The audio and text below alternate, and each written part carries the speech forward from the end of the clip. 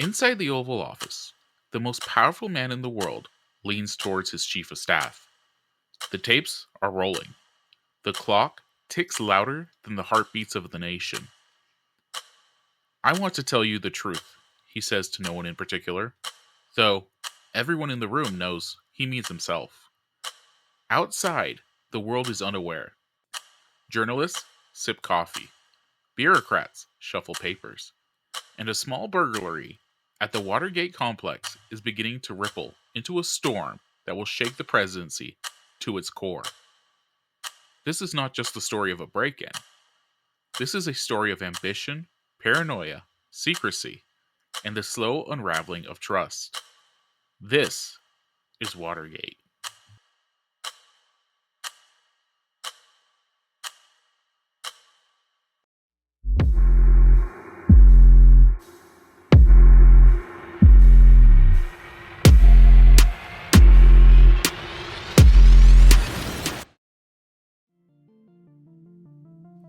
Richard Nixon was never a man of simple temperament. Born in Yuba Linda, California, in 1913, Nixon grew up in a Quaker household, a place of moral rigor, strict discipline, and the belief that life was a contest between right and wrong. From the start, he carried an intense drive to prove himself. He wanted respect, power, and above all, vindication. During World War II, he served in the Navy, sharpening his intellect and ambition. Returning to California, he entered politics, riding the wave of anti-communist fever. By 1974, he was a freshman congressman, aggressive, cunning, and unafraid to confront enemies. He gained national attention in 1950 as part of the House Un-American Activities Committee, pursuing suspected communists. Some admired his zeal. Others saw the beginning of a man who equated loyalty with obedience and dissent with danger. Nixon's rise continued. In 1952, he became Dwight D. Eisenhower's running mate. As vice president, he traveled the world, spoke on television, and carefully circulated the images of a man of principle. Yet cautiously, calculating, and always aware of enemies lurking in the shadows. And lurking, they were always. Nixon's early political career was shaped by what he called the enemies list. These were not merely adversaries. They were threats, saboteurs, and betrayers. Nixon believed that the survival of his career, and by extension the country, depended on vigilance, preparation, and ruthless action against those who opposed him. It was a worldview that would serve him well, and destroy him. By the late 1960s, the nation was roiling. The Vietnam War, protests, and assassinations had left Americans feeling weary and fearful. The Democratic Party seemed divided, the media increasingly bold, and the public ready to believe in conspiracies. Some real, some imagined. Into this climate stepped Nixon, a man who saw politics as war, and the presidency as a command post in a battle that never ended. It was 1971. Nixon had won the presidency in 1968, but victory had not cured his anxieties. He saw threats everywhere. Anti-war protesters, left-leaning journalists, political operatives, and even members of his own party.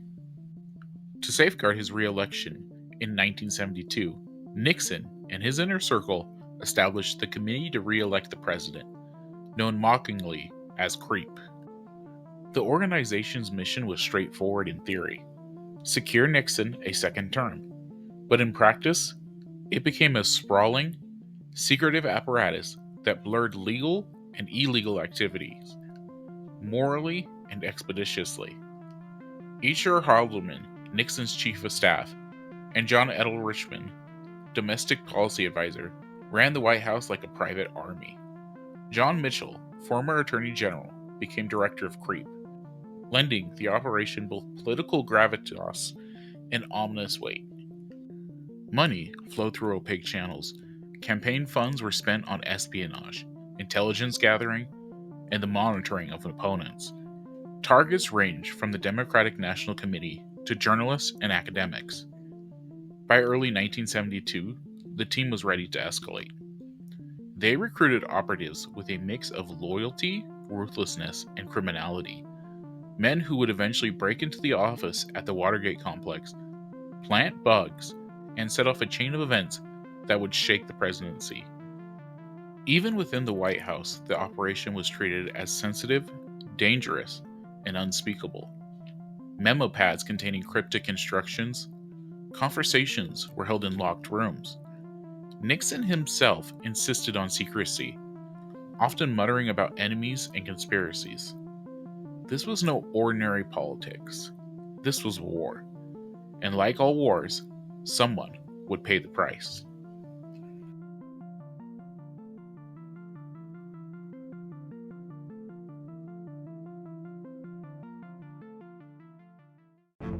It was a humid summer night in Washington, D.C. The city hummed with the usual mix of traffic, neon, and the occasional hum of distant protests. But inside the Watergate complex, a small group of men were about to set a series of events in motion that would bring the most powerful man in the world to his knees. 5 men broke into the office of the Democratic National Committee on the 6th floor of the Watergate Hotel. They carried cameras, wiretaps, and a sense of purpose.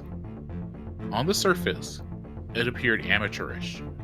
Locks were jimmied, alarm systems tripped, and the burglars were caught red-handed. But the operation was part of a broader strategy orchestrated by the White House. It was espionage in the service of politics, intelligence gathering against the president's political opponents.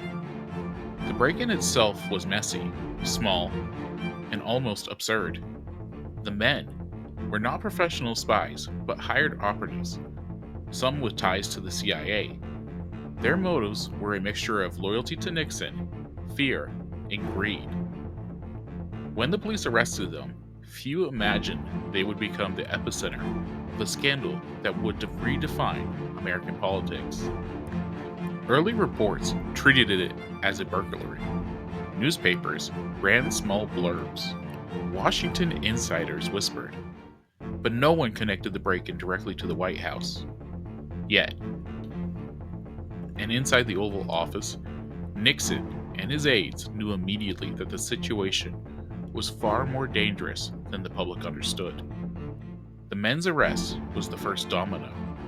Over the next 27 months, everything would begin to fall.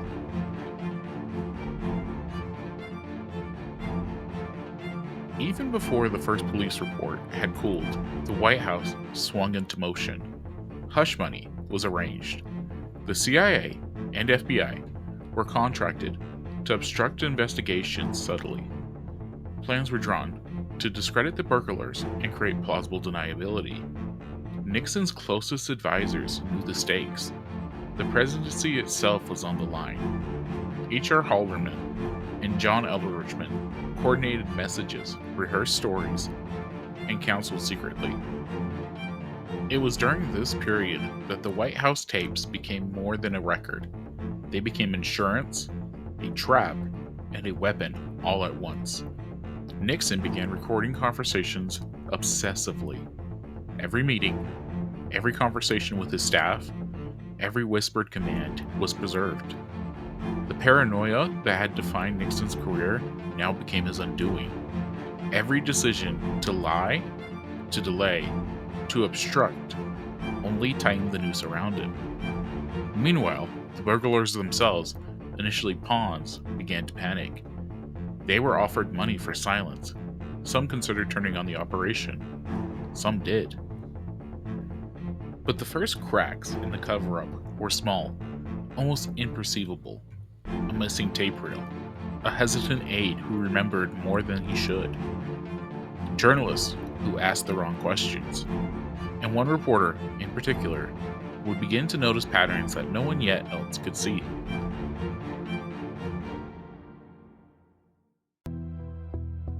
At the Washington Post, Bob Woodward and Carl Berenstein were chasing a story that initially seemed trivial. 5 men caught breaking into an office. But they sensed a larger truth: a network of political espionage, hush money, and manipulation stretching from the Watergate complex to the Oval Office itself. Their reporting was painstaking. Every lead was cross-checked, every source anonymized. Some source came directly from the highest levels of the FBI. One informant, known only as Deep Throat, became their guide.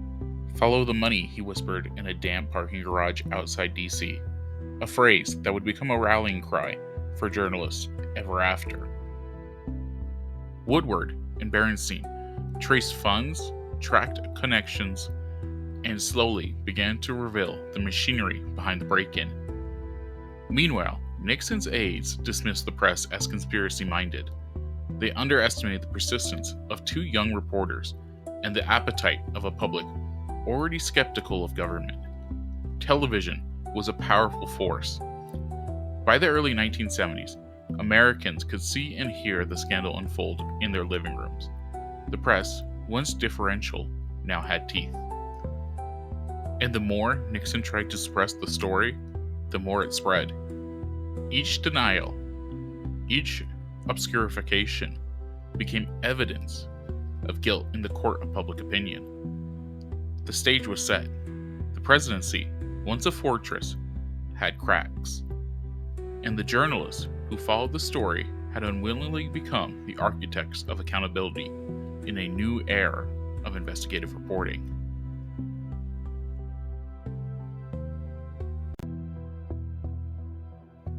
The mood in Washington had changed. What had begun as whispers in hallways and newspaper columns now burst into full daylight. The Senate had launched a formal investigation into the Watergate affair, and for the first time in American history, the nation would watch democracy hold itself accountable, live on television. The Senate Watergate Committee, led by Senator Sam Ervin of North Carolina, opened the hearings that would grip the country for months. Millions tuned in. Offices halted meetings to gather around the TVs. Cafes and bars turned down their music so patrons could hear the proceedings. For ordinary Americans, politics was suddenly not distant. It was drama, tragedy, and revelation. And at the center of it all was a new name: John Dean, former White House counsel. Dean had been part of the cover-up, but something shifted. Faced with mounting evidence and an impending perjury trap, Dean turned. He sat before the committee in June 1973, and under oath, he told the world what many had only suspected: that the President of the United States had been directly involved in the obstruction of justice. He described meetings in the Oval Office where hush money was discussed.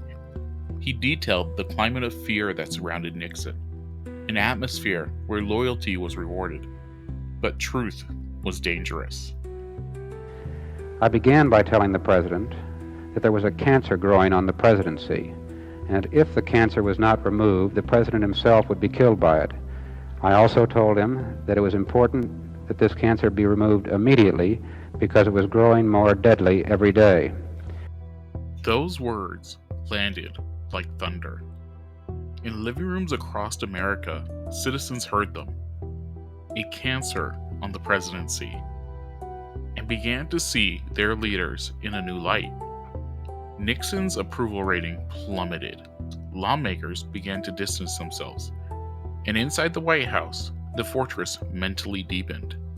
The president's circle grew smaller, his paranoia sharper.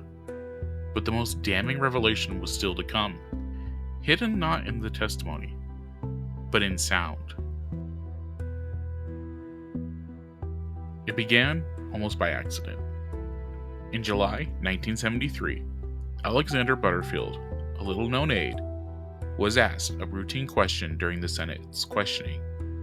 His answer changed the course of American history. Mr. Butterfield, are you aware of the installation of any listening devices in the Oval Office of the President? I was aware of listening devices. Yes, sir. The room fell silent. Cameras whirled. The committee members exchanged glances of broader disbelief. The tapes, the actual unfiltered records of the president's words. It was a revelation so explosive that it shifted the scandal into overdrive. If the tapes confirmed Nixon's involvement in the cover-up, it would be the end. The White House fought tooth and nail to keep them secret.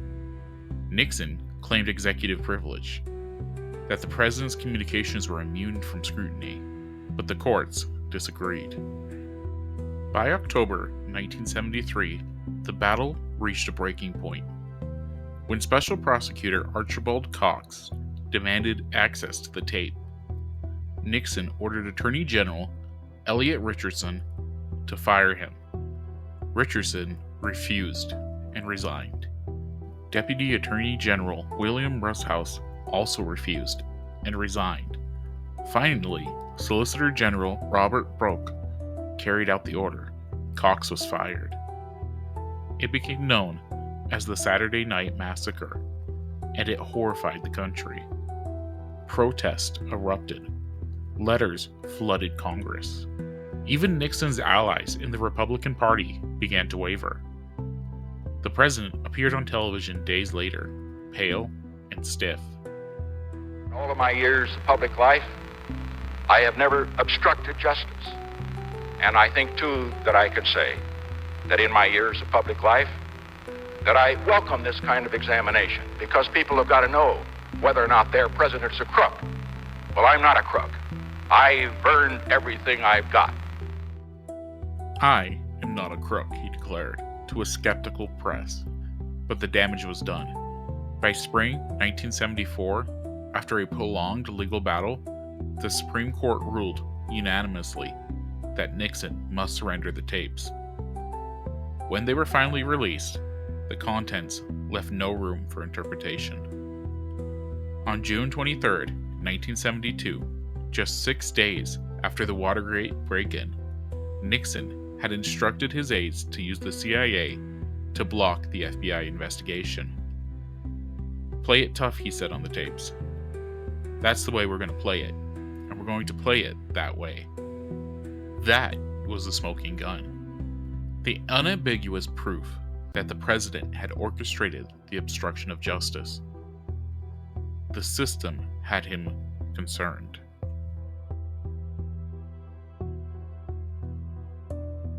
By July 1974, impeachment was no longer a question of if, but when. The House Judiciary Committee voted to approve 3 articles of impeachment: obstruction of justice, abuse of power, and contempt of Congress. Even Nixon's staunchest defenders realized the truth. The president had lost moral and political legitimacy. On August 7th, a delegation of senior Republicans, including Senator Barry Goldwater, visited the White House. They met with Nixon in the Oval Office and delivered the message plainly. He no longer had the votes to survive.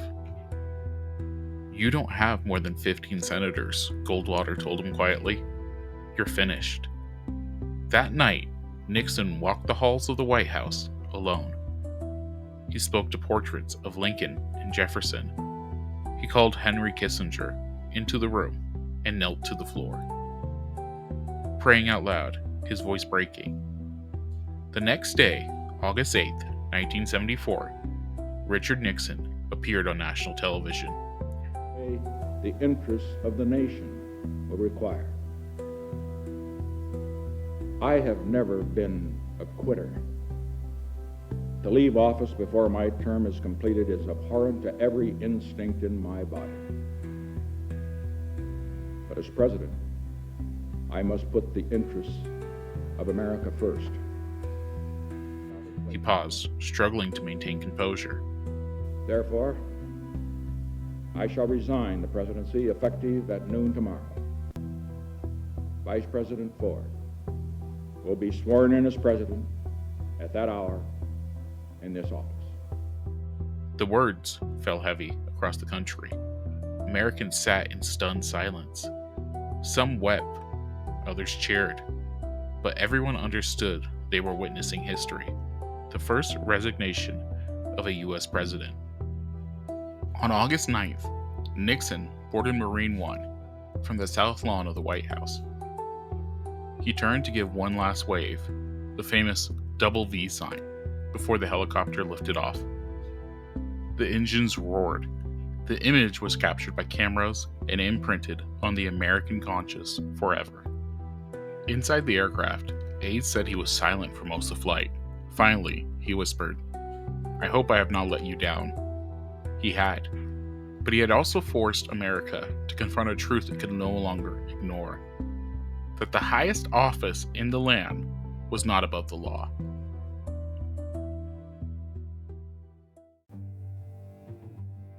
When Richard Nixon left Washington on August 9, 1974, the country exhaled, then held its breath again.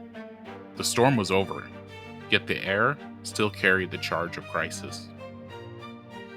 At noon that day, Gerald Ford stood in the East Room, hand trembling slightly as he took the oath of office. His words were humble and deliberate. Our long national nightmare is over. For a moment, it seemed it might be. But nightmares leave traces. Within weeks, the nation faced a dilemma. What to do with a fallen president? Should Nixon be prosecuted for crimes of Watergate, or should the country move on? Ford believed healing required closure. He feared that a drawn-out trial would paralyze the nation, keep wounds open, and cast a permanent shadow over the office itself. On September 8, 1974, in a quiet television address, Ford announced his decision. Now therefore, I, Gerald R. Ford, President of the United States, pursuant to the pardon power conferred upon me by Article 2, Section 2 of the Constitution, have granted, and by these presents do grant, a full, free, and absolute pardon unto Richard Nixon for all offenses against the United States which he, Richard Nixon, has committed or may have committed or taken part in during the period from July 20. Silence followed. Then, outrage. Polls show that a majority of Americans opposed the pardon. Ford's popularity, once strong, collapsed overnight. To many, the act felt like betrayal, proof that even in disgrace, power protected its own. Yet history would soften the judgment. Decades later, both parties would recognize the wisdom in Ford's act, a clean break that would spare the country years of legal trench warfare. Still, for the American public in 1974, the feeling was raw. A president had resigned, another had pardoned him, and the trust between the governed and their government had fractured in ways that would take generations to mend. In the shadow of Watergate, Congress moved quickly. The scandal had exposed how fragile the Constitution system was when secrecy metasized into the executive branch. Between 1974 and 1978, lawmakers launched a wave of reforms. The War Powers Act to limit unilateral military action, the Federal Election Campaign Act to rein in campaign money, the Freedom of Information Act amends, giving citizens access to government records, and the creation of the Permanent Intelligence Oversight Committee in both houses of Congress. Each measure aimed to prevent another Watergate. Journalism, too, was transformed. The press had found its purpose again, not merely reporting what officials said, but investigating what they did. Young reporters flooded into newsrooms inspired by Woodward and Berenstein. Hollywood enshrined them in the All President's Men, turning investigative journalism into a symbol of democratic courage. But not every effect was noble. The scandal also sowed seeds of permanent cynicism. When once America might have assumed good faith, now they expected deception. Every politician's smile seemed rehearsed, every press conference suspect. Trust is the coin of democracy. Watergate debased the currency. 50 years on, the word Watergate still echoes like a warning siren. It has become shorthand for any abuse of power, any cover-up, any scandal that eats at the foundation of trust. But to understand its true weight, one must return to its essence, the belief that the president, any president, is not above the law. That principle, tested in 1974, remains the cornerstone of the Republic. When later administrations faced their own crisis, Irangate, Whitewater, the Clinton impeachment, the Iraq intelligence debacle, the Epstein files, the controversies of the early 21st century, commentators always invoke the same ghost. What would Watergate have taught us? And yet, for all the lessons, history suggests how fragile memory can be. Power still tempts, secrecy still corrodes, and partisanship still blinds. Watergate's documents sit now in an archive, yellowed memos, taped reels, handwritten notes, but beneath the dust lies something more enduring, a mirror. It reflects not merely Nixon's face, but the nation's. Imagine standing in the Oval Office at midnight. The lamps are dim, the seal of the United States gleams faintly beneath your shoes. The room is quiet, but the walls remember. They remember Nixon pacing, whispering, plotting. They remember the voice that said, "Play it tough." They remember the moment power turned inwards and consumed itself. Every generation since has looked into that darkness and asked, could it happen again? In truth, it never really stopped happening. It simply changed shapes. Whenever government tightens secrecy, whenever truth bends under convenience, whenever leaders treat loyalty as law, the echoes of Watergate stir. But so does another echoes, the ones from the Senate chamber, from the courts, from the journalists and citizens who refuse to look away. That sound is democracy reminding itself to breathe. The Watergate story is simply not about the fall of a man. It is about the resilience of institutions, the price of forgetting why they matter.